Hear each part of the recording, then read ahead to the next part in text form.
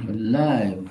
That's what she said, but I'm feeling dead. This is the Aaron Zero Show podcast news for January 23, 2005. So, tech giants are watching. Trump backs H1B for competence, says it'll bring in wine experts and quality waiters. So, once again, threw his weight behind H-1B guest worker visas, enraging his MAGA warriors with the suggestion that the program can also be used to bring in high quality waiters and wine experts to America. And day two, the drama, Team AINDEI out, powers of immigration systems officers expanded to swiftly remove some undocumented immigrants trying to resist immigrant enforcement to face criminal investigation, refugees from various parts of the world who had already been approved to travel to USA, land of freedom, have been barred. Staff of DI, diversity, equity, inclusion get paid leave and among JV amongst OpenAI, SoftBank, and Oracle to create 100 billion AI computing infrastructure. She brought her church into the world of politics in a very ungracious way. She was nasty in tone and not compelling or smart. She and her church owed the public an apology, according to Donald Trump. Well, Trump, he's a fucking SOB. She was not at all ungracious. She was, in fact, very gracious. I listened to the speech. She was asking for mercy for the undocumented immigrants who do all the stinking work in America, like picking the farm produce and cleaning the toilets and stuff like that. Thankless jobs for which they can't even get the bastard legal documents, and they wait years and years and languish, and they live in terror. Well, a famous American president, Franklin Roosevelt, said the only thing to fear is fear itself. And I think that's how they should organize and defeat this clown. But then, stupid people in America love him. What can you do? It's a time of stupidity. And people like Trump are capitalizing on that. And then there's a rush for preterm deliveries in US maternity clinics, and gynecologists are finding an increasing number of queries and requests for preterm delivery following Trump's bid to end birthright citizenship. I'm trying to tell couple that a preterm birth signifies significant risk in the last 2 days. I've spoken to 15, 20 couples. Anyway, Mr. Trump can't end birthright citizenship, as I understand it, because it's enshrined in the US Constitution and has been there for 100, 150 years. And Rubio, who's another idioto, Marco Rubio brings up irregular migration in talks with Jai Shankar. And by irregular, he means the illegal Indians who are there, approximately 500,000 or 700,000. And message to China, Quad opposes unilateral acts to forcibly alter status quo, and sent out a clear message to China in the form of a joint statement in which their foreign minister strongly opposed any unilateral actions that change the status quo by force or coercion. I'm mainly talking about China's possible actions on Taiwan. China wants to take that country by force. And in other news, actor Saif Ali Khan has been reunited with the auto driver who saved his life and rushed him to the hospital. And then the Pataudis may lose Madhya Pradesh estates worth crores, are at risk of losing their ancestral properties after 94 of 131 assets bequeathed by his great grandfather in last Nawab Bhotal are found to be within the ambit of eminent property during a verification process, because one of his relations migrated to Pakistan. So now they're all enemies. Delhi experiences its mildest peak winter in 9 years, highest average minimum temperature since 2016. No extreme days have been way above normal, lower than normal day temperatures, had given Delhiites a feel of winter chill. That is still January 18.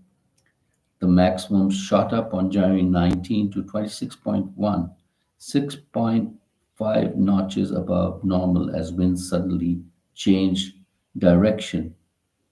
Day temperatures have stayed high, leading many to believe that winter is on its way out. North says the Met Department spell of light rain is likely till Thursday morning, after which the temperatures may start falling again. So that is the Delhi weather story. Prince Harry claims a monument victory as Murdoch's UK tabloids make apology for intruding in his life and agree to pay substantial damages. And senators vetting nomination of Pete Hegseth for defense secretary receives an affidavit from former sister-in-law alleging that the one-time news host was abusive to his second wife. And of course, he denies those allegations. After all, the allegations are only allegations, no inspiration. And what else do we have here?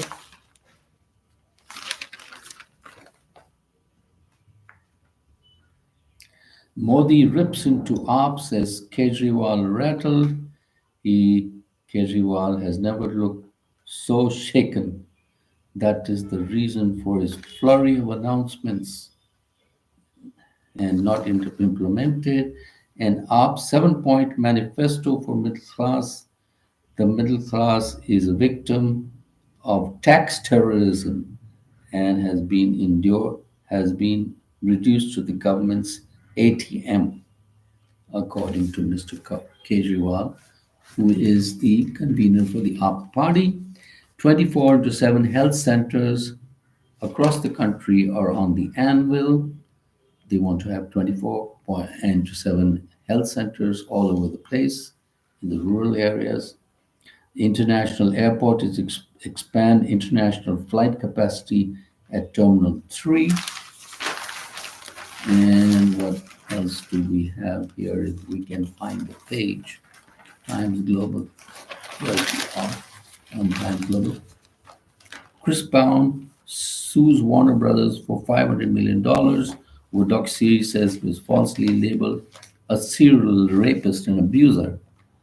And Justin Baldoni releases film set video to show he didn't harass Blake Lively. Actress says every frame corroborates her claim. And then Trump announces a $500 billion AI investment in US. Says open to Musk or Larry Ellison purchasing TikTok. Will impose 10% tariffs on Chinese imports by February 1. And Mr. Musk has slammed the AI plan on the $500 billion AI, saying the money promised for the investment actually wasn't there. And that was a rare instance of a split between Musk and Trump. In a post on X, Musk says the main investors don't actually have the money. SoftBank has well under 10 billion secured. I have that on good authority. And His sideswipe could be targeting OpenAI, which is one of the world's highest valued startups, but loses money on the high cost of turning out its expensive tech.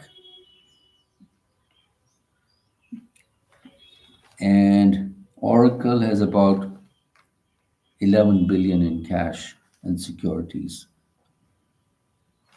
So, what else do we have? Trump tells Putin to make Ukraine deal now or face tariffs and sanctions.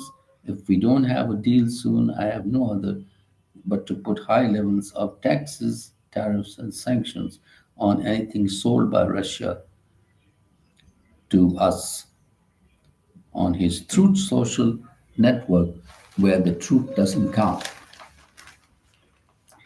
And escalates immigration crackdown. He's going to enlist military. 1,500 troops deployed to border. ICE agents get power to carry out quick deportations, raids at schools and churches. And Trump's backing H-1B leaves MAGA warriors fuming. And what else we have? Canada to process 5 lakh study permit applications in 2025. And Pakistan occupied Kashmir seeks more investment from China in the region.